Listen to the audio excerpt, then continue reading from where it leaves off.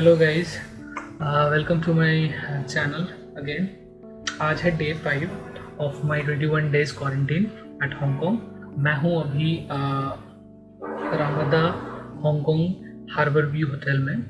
अभी हो रहे हैं दोपहर के 1:17। तो सोच रहा था कि एक प्रॉपर होटल का रिव्यू बना दूँ, क्या फैसिलिटीज़ मिल रही हैं, कैसा है और माई एक्सपीरियंस। तो लेट्स गेट स्टार्टेड करते हैं। तो राइट साइड में वॉशरूम है।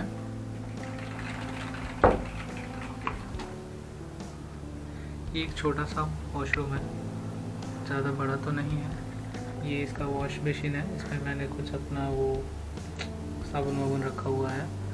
इसके अलावा व्हाट दे प्रोवाइड इज़ ये शैम्पू, बॉडी वॉश और कुछ ब्रश एंड पेस्ट है, टूथपेस्ट, साबुन है। इसके अलावा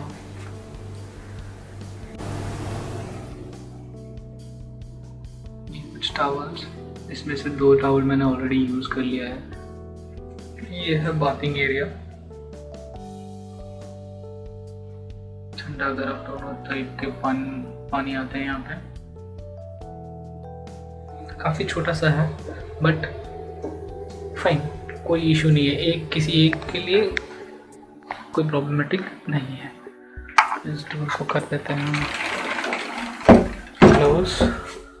इसके बाद ये एरिया है। तो ये 2 बेड थे। ये 2 बेड एक्चुअली सेपरेटेड थे, बीच में एक स्पेस था, तो वो मैंने रिमूव कर दिया। दोनों बेड को एक साइड करके मैंने कुछ स्पेस यहाँ पे गैदर कर लिया है, ताकि मैं यहाँ पे अपना फ्री टाइम में आराम से मैं यहाँ पे कुछ काम वाम कर सकता हूँ, यहाँ बैठ सकता हूँ उसके लिए। तो ये कुछ ऐसा है। यहाँ एक मिरर है, ऊपर का व्यू,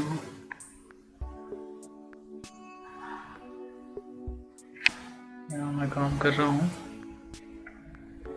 इस तरफ टीवी है, एक छोटा सा टीवी। ट्रे है, यहाँ हैंगिंग के लिए कुछ दिया हुआ था। ये जो हैंगर है ये मेरा खुद का हैंगर है। ये मेरे मास्क, ये चीज़।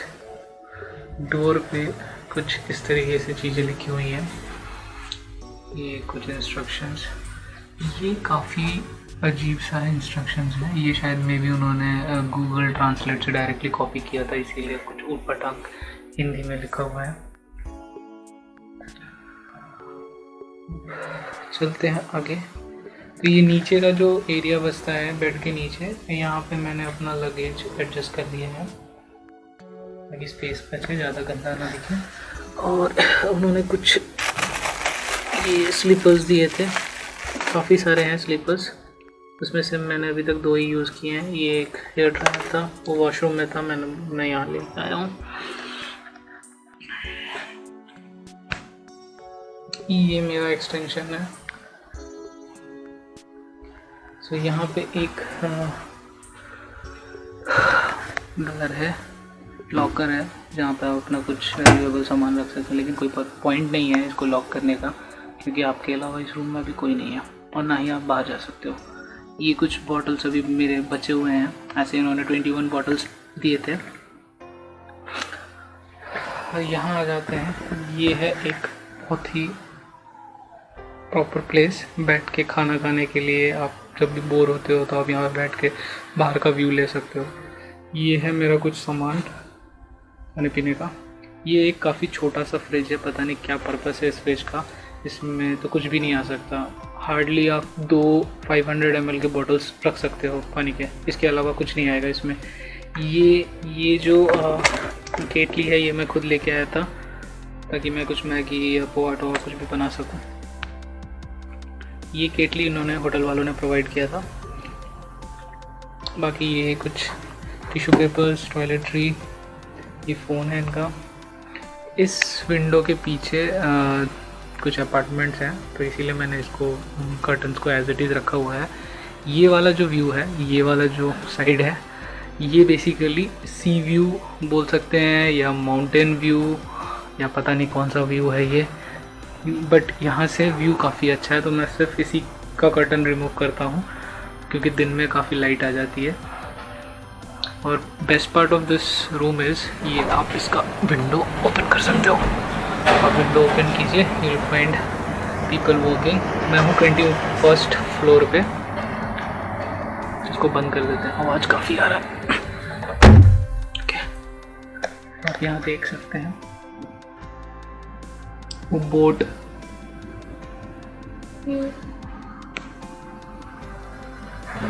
पास ही में इसके राइट साइड में एक होटल है जिसका नाम है इको ट्री होटल।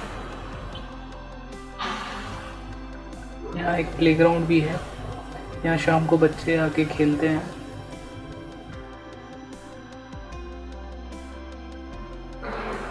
यहाँ सिंस यहाँ पे कंस्ट्रक्शन हो रहा है तो आप अगर विंडो खोल के रखे होंगे तो डस्ट आएगा, लेकिन मेरा सजेशन यही है, मैं generally what I do is कि मैं दिन में ये विंडो खोल देता हूँ और फ्रेश एयर को पास होने देता हूँ और रात को मैं क्लोज़ कर देता हूँ। और जनरली मेरा फर्स्ट डे ही सिर्फ मैंने एसी ऑन किया था, उसके बाद मैंने अभी तक एसी ऑन ही नहीं किया, मुझे ज़रूरत ही नहीं पड़ी।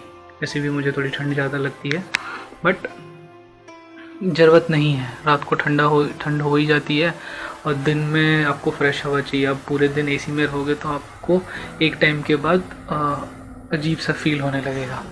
सो ये एक पर्सन के लिए काफ़ी अच्छा है, कोई इशू नहीं है। बजट इसका थोड़ा लो, जिनका बजट थोड़ा लो है वो ये होटल बुक कर सकते हैं क्योंकि अननेसेसरी कुछ मिनिमम फैसिलिटीज़ के लिए कोई पॉइंट नहीं बनता है कि आप एक्स्ट्रा पे करो। ह्यूज अमाउंट ऑफ मनी पे करने का कोई मतलब नहीं है क्योंकि ये एनीवे इस ड्यूरेशन में ये लोग ज़्यादा ही हमसे चार्ज कर रहे हैं, तो डबल तो ऐसे ही ले रहे हैं। और अगर आप इसको और फैसिलिटीज़ में जाइएगा तो अननेसेसरी ज़्यादा चार्जेस लगेगा। रिगार्डिंग फूड में मैंने वेजिटेरियन ऑप्ट किया है, तो वेजिटेरियन फूड के लिए किया है वेजिटेरियन फूड। और वेजिटेरियन फूड का क्या सीन है कि ये लोग डेली राइस और कुछ वेजिटेबल्स के साथ वो बॉइल किया हुआ टाइप का उनके वे में कुक करके वो उसको सर्व करते हैं, तो खाना ऐसा कोई प्रॉब्लम नहीं है। नॉनवेज आई थिंक जिसको हैबिट नहीं है बाहर का इस तरीके का खाना खाने का वो शायद ना खा पाए। मैं रेगुलर नॉनवेज खाता हूँ बट मेरे से भी यहाँ का नॉनवेज नहीं खाया गया, तो फर्स्ट दिन मुझे नॉनवेज ही दिया था उन्होंने चिकन, बट इवन चिकन में भी मुझे कन्फ्यूजन हो रही थी ये चिकन ही है या क्या है। तो वेज ऑप्शन चूज़ करने पे खाना ठीक ठाक ही है, कोई प्रॉब्लम नहीं है, खा सकते हो आप। और दूसरी चीज़ क्या है कि मैंने अभी तक दो टाइम बाहर से कुछ खाना मंगाया था। संडे था तो सोचा कुछ बाहर से मंगा लेते हैं, तो एक्सपेंसिव है, काफ़ी एक्सपेंसिव है यहाँ पे। बट अगर आपको मन करता है कि आप कुछ बाहर खाने का ऑर्डर मन करता है तो आप फूड पांडा या डिलीवरो करके कुछ ऐप है, सो आप वहाँ से ऑर्डर कर सकते हो। वो स्पेसिफाई बट एक मेक श्योर कि आप वहाँ पर क्लियरली इन्फॉर्मेशन स्पेसिफाई कर देते हैं कि आपका रूम नंबर क्या है और कौन सा फ्लोर पे आप रह रहे हो। इससे क्या होगा कि वो डिलीवरी वाला पर्सन वो सिक्योरिटी गार्ड को वो हैंड ओवर कर देगा, वो सिक्योरिटी आपको डायरेक्टली आपके रूम पे लाके दे देगा। बाकी ये 9 बजे आते हैं ब्रेकफास्ट के लिए, ब्रेकफास्ट दे के जाते हैं। देन 1:30 के आसपास they will provide the lunch, और डिनर वो 6:30 से 7 बजे के आसपास दरवाजे पे छोड़ जाते हैं। आपको जाके वो कलेक्ट करना है एंड देन बाकी ओवरऑल कुल मिला के ठीक ठाक ही है। अगर आपके पास काम है, मतलब आप कुछ वर्क कर रहे हैं, आपका खुद का काम है, तो you will not feel bore क्योंकि टाइम का कुछ पता नहीं चलता। और मेरा सजेशन ये है कि आप थोड़ा मिक्स पैटर्न में चलिए, मतलब कि आप इंडिया के टाइम और हांगकांग के टाइम को मिक्स करके चलिए। तो इससे क्या होता है कि आपका पूरा टाइम निकल जाता है और आपको रियलाइज़ भी नहीं होता है कि एक दिन गुजर गया, क्योंकि that is the way you can survive. अगर आप प्योरली यहाँ के हांगकांग के टाइम के हिसाब से चलोगे तो प्रॉब्लम क्या होगा कि आपको पूरा 24 घंटा स्पेंड करना है एंड एक टाइम के बाद आप बोर फील करने लगोगे कि वह शाम हो गया अब क्या करें, फिर रात हो गया अब सोना है, ये करना है। तो थोड़ा सा ट्रबलसम रहेगा, तो बेटर क्या रहेगा कि आप थोड़ा सा मिक्स करके चलिए। तो इससे क्या होता है कि आप अपने घर पे भी बात कर सकते हो, आप फैमिली के साथ। तो वो उस तरीके से मैं मैनेज कर रहा हूँ। बाकी सबका अपना पॉइंट ऑफ व्यू है, सब अपने वे में उसको हैंडल कर सकते हैं। दूसरा चीज़ जो एक सीक्रेट मैं इस होटल का बताता हूँ, दैट इज़ कि अगर आपको वाईफाई का स्पीड अच्छा चाहिए तो what is the secret behind that. तो आप यहाँ का जो नॉर्मल हांगकॉन्ग टाइम है उसके हिसाब से रात के 12 बजे के बाद से अगर आप इंटरनेट को यूज़ करोगे तो काफ़ी अच्छा स्पीड मिलता है। ऐसा स्पीड मिलेगा कि आप बिलीव नहीं कर पाओगे कि ये वही नेट है जो मैं दिन में यूज़ कर रहा था। तो बहुत ही अच्छा एक्सपीरियंस रहेगा इंटरनेट के प्रति। तो 1 बजे 2 बजे हांगकॉन्ग टाइम के हिसाब से you will get super speed internet. तो उस टाइम पे मतलब उन इंडिया के उस समय आई थिंक 9:30 10 बज रहे होंगे। आप अपने घर वालों से बात भी कर सकते हैं, तो काफ़ी अच्छा टाइम रहेगा। उस समय आप मोस्टली काम कर सकते हैं। इसीलिए मैंने बोला कि आप अगर मिक्स पैटर्न में चलोगे तो that will be more beneficial. That is what the secret मैं फॉलो करता हूँ कि मैं थोड़ा सा लेट उठ के फिर मैं टाइम को थोड़ा एक्सटेंड कर लेता हूँ ताकि मैं रात को आराम से काम कर पाऊँ और मुझे कोई इंटरप्शन ना हो। So this is all about this hotel. बाकी तो ऑल सेट है, कोई प्रॉब्लम नहीं है। यहाँ पे आप बैठ के आराम से चिल करिए। अगर आपको मन नहीं कर रहा कुछ काम करने का तो आपको देखना है तो बाहर देख सकते हैं। बाहर काफ़ी अच्छा व्यू है, एंजॉय कीजिए इस स्टे को। अभी तो मेरे 5 दिन हो गए हैं। Let's see how it goes. Okay then, bye.